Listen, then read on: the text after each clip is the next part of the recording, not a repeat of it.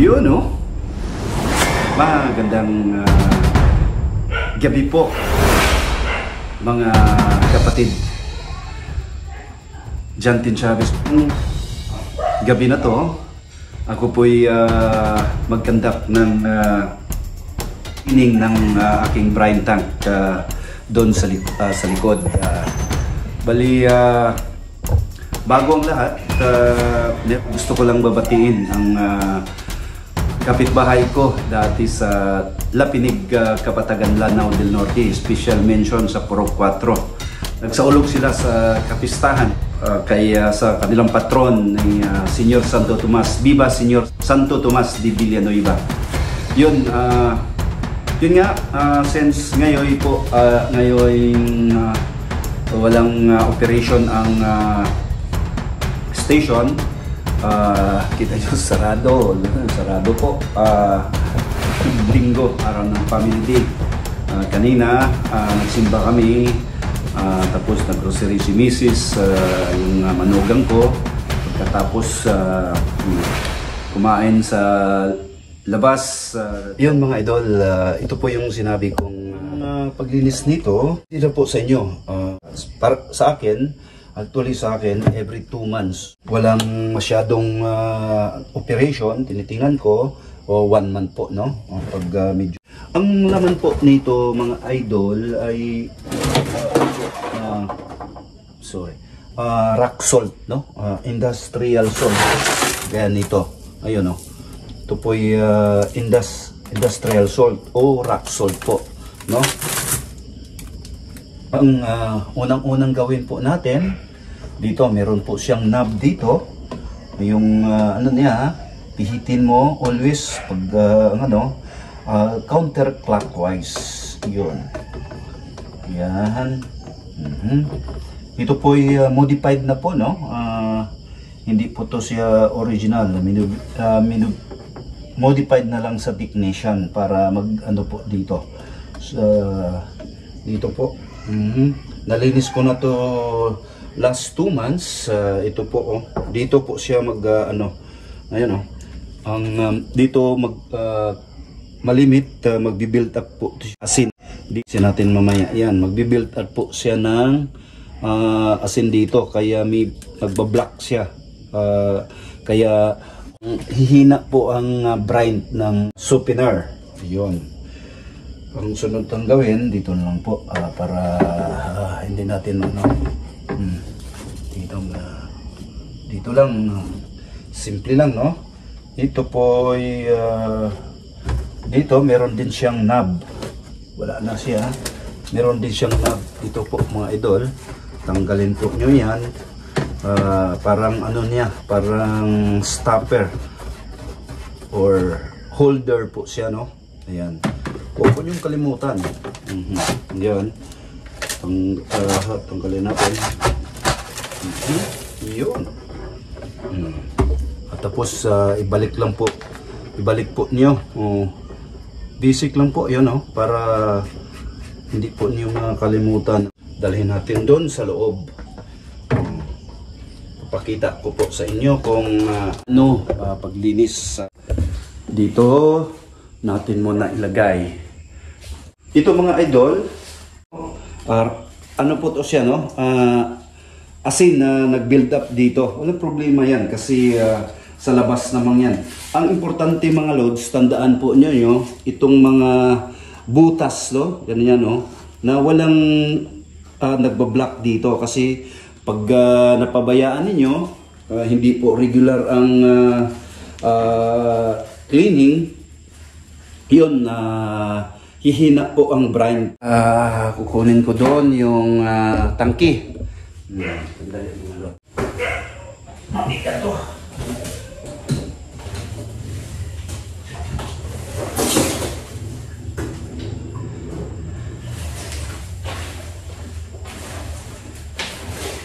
Ito mga idol, ang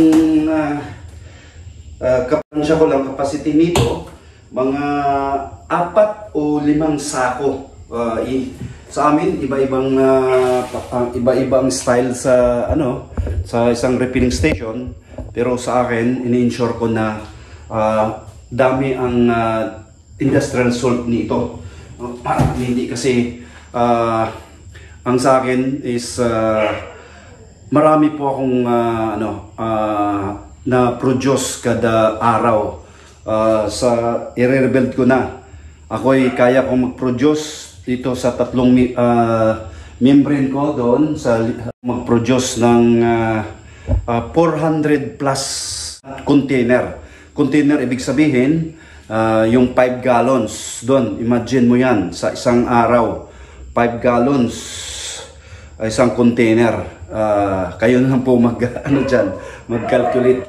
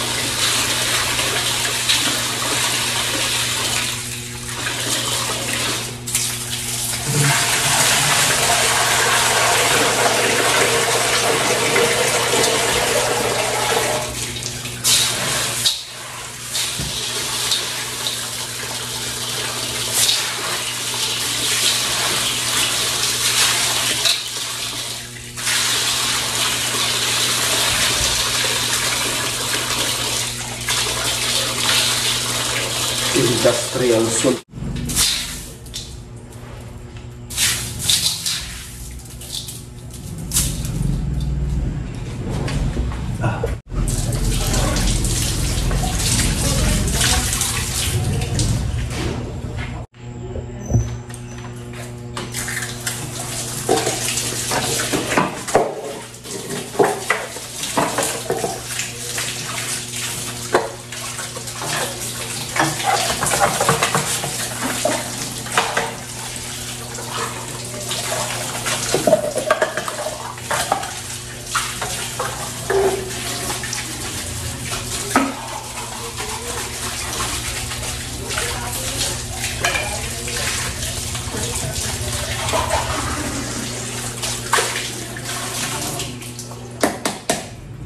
pwedeng walang sabon. Ang importante mga idol, dito, itong mga butas-butas na to, kukuha tayo ng panungkit. Andali. Dito, pwedeng toothpick, no? Basta't matulis na bagay. Ganun mo siya. Ito, wala. No, tangkal. Yan ang itong mga butas-butas na to. Wala, siguraduhin po niyong walang blockage, no? Wala naka-block na mga build up na industrial salt since maalat ang ano natin. Ano?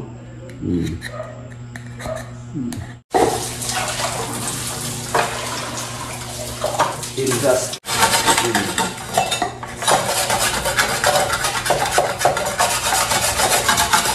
Ano rin ito eh.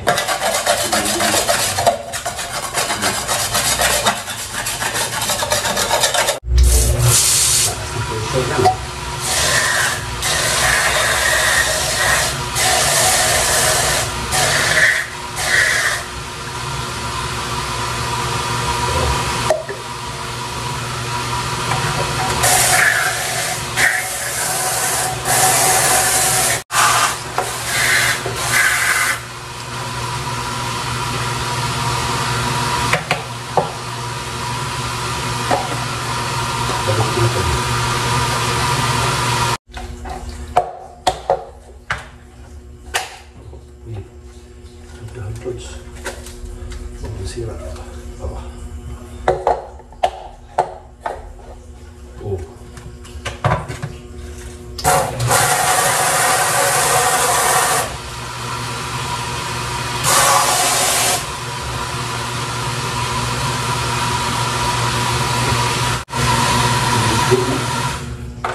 Ligo pa more. Okay lang yan. Ganun talaga, maganda buhay. Ito naman ang natin.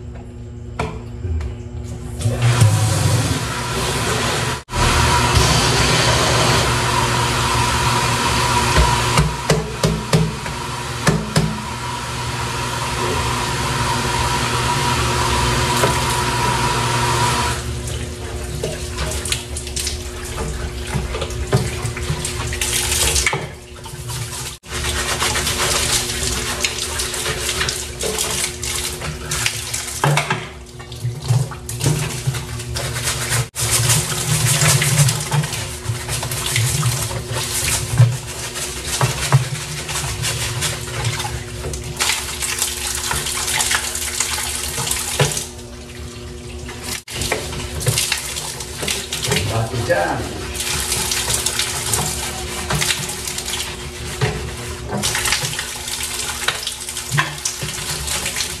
Labas lang yan. Kasi naman nagbibenta ng order.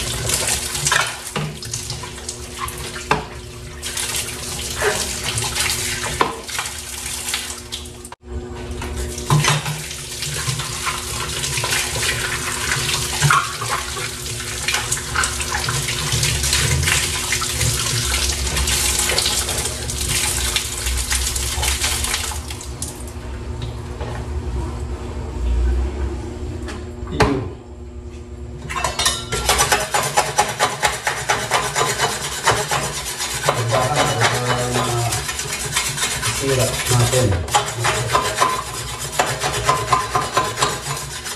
Meron ng spare. To plastic to mga idol, no?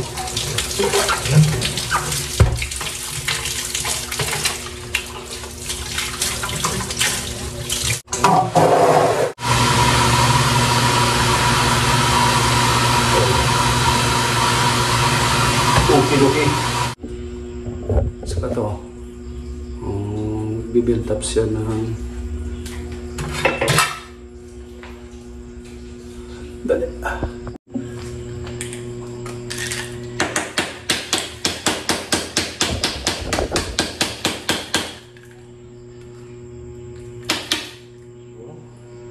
Kuha ka lang ng kutsilyo. Babala po sa mga minors, huwag po nyo itong gawin. Ito po'y nakasugat. Kung wala po kayong alam na gagawin itong kutsilyo or gagamitin itong kutsilyo, huwag po nyong gawin. Pakiano lang po. Huwag nyong gawin itong ginagawa ko. Kasi ako po'y eksperto sa ganitong mga bagay.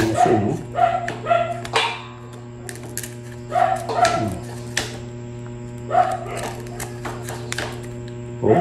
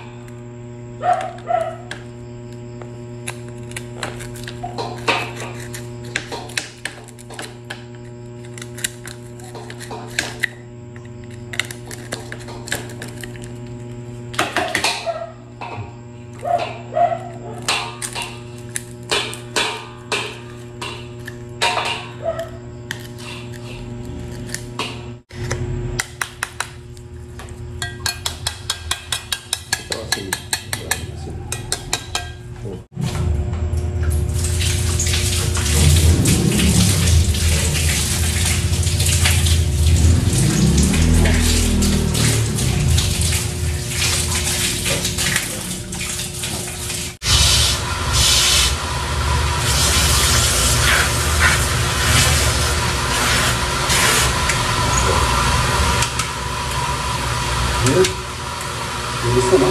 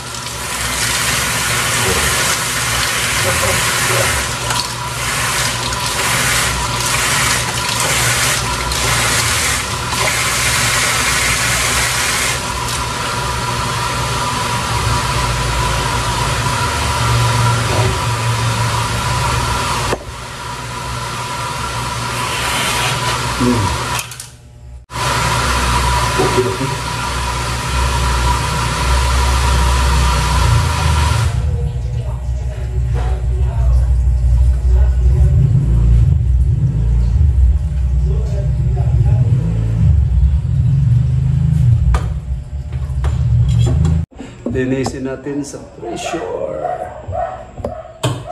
Pressure washer. Pressure washer. Ano?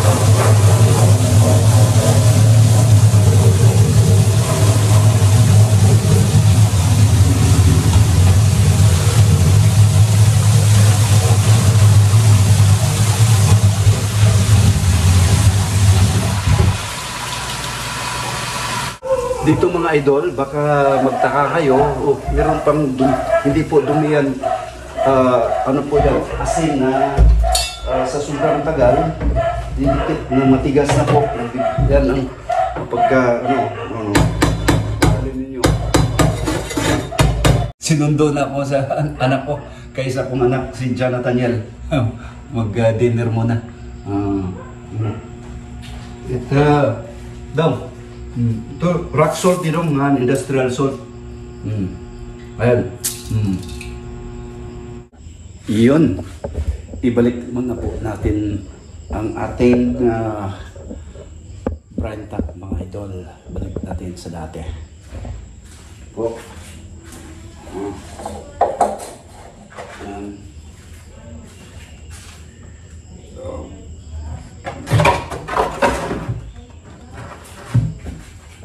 Po. So, dito. Yun.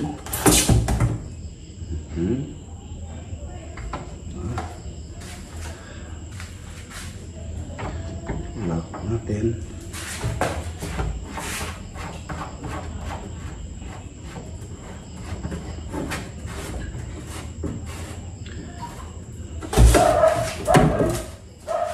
Lahat.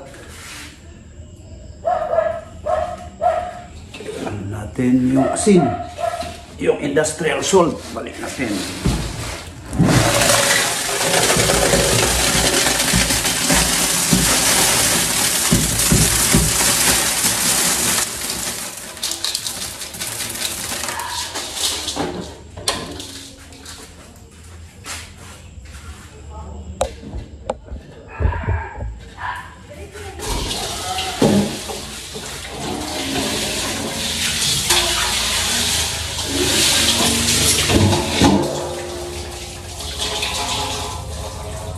Yun. Sunod natin gawin.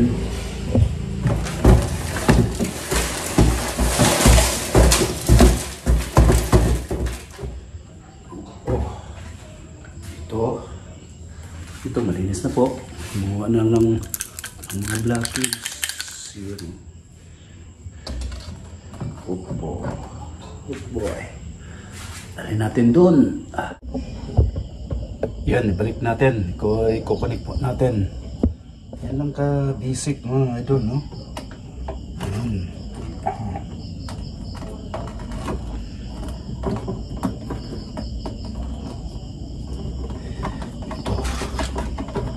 Ayan. Basic na basic. Sa Bisaya, basic bay? Sabi sa mga basic yan bay. Ito. Ito ba?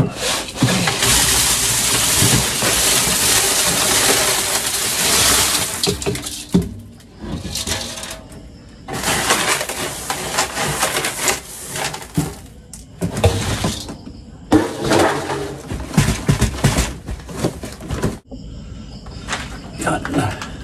Another.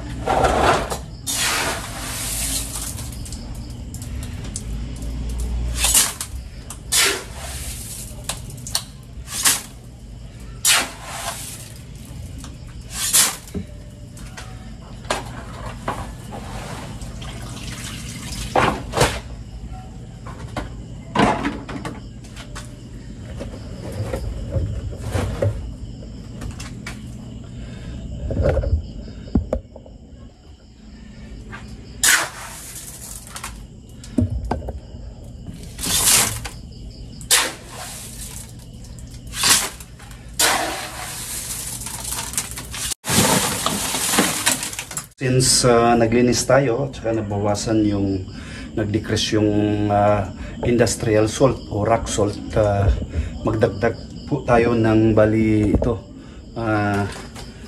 almost 3/4 na 40 kilo, 3/4 of 40 kilograms na industrial crude salt. Yun.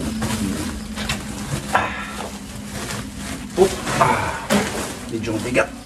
Sa asin ba? Para masarap yung tubig po na. Kulang pa yan.